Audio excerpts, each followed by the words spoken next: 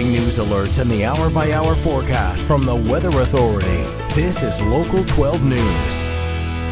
Good evening, everyone. The city of Cincinnati gives a downtown homeless camp 72 hours to clean up and leave. The highly visible camp stretches for several blocks along 3rd Street, right near major businesses, apartment buildings, and attractions like the Freedom Center and Great American Ballpark. Local 12's Jeff Hirsch broke the story about the 3rd Street camp a few weeks ago. He joins us now live with the latest developments. Jeff? Well, good afternoon. You know, a lot of people have said, why can't the city just come out and just say, you guys out of here now? Well, the fact is there is an agreed protocol, agreed procedure from a federal court case a number of years ago, which sets out a bunch of steps, one of which is a 72-hour notice for individuals to get their stuff and move out. And that process was applied starting today.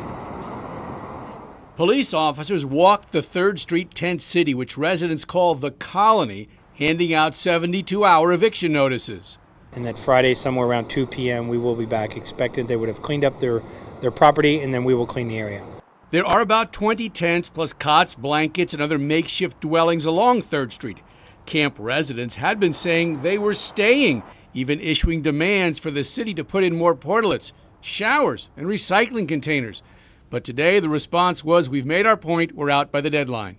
Well, I think that the notice is a beautiful thing. I think the only thing that was wrong was that they didn't have a set location. But what's going on now, we're not trying to save the Colony. We're not trying to save the tents.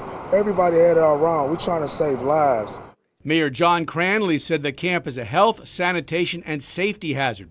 CRANLEY said some ideologically driven activists were actually telling homeless individuals not to leave. That's totally immoral. It's wrong. It's evil. And what we've got to do is encourage people to take advantage of the shelter. You know, Shelter House, City Gospel, other folks have reaching out. The manager put money out of his own budget to make sure there was a bed for every person that was being evicted. But it's not appropriate to not have people focus on the services they need, addiction treatment, mental health, other help that they deserve and need. The homeless support group Maslow's Army says residents like Jerry Grant have now gotten into shelters. I want to go over there, get situated, and the first thing I want to do is get me a job so I can get my own. Tonight I can finally sleep in my own bed, you know what I'm saying? That's a relief off my shoulder. But the city expects some of the 3rd Street residents to move to another camp or try to set up a new one. We may have to do this multiple times, but we have to take a clear moral stand that this is not right. There is another camp, I don't know, maybe about a mile or so down near Pete Rose Way and Mering Way.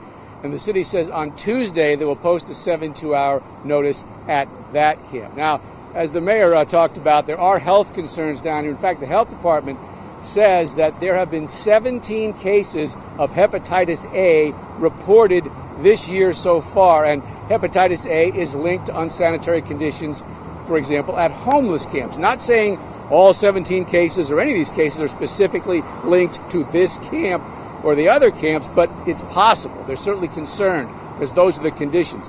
17 cases so far this year. All of last year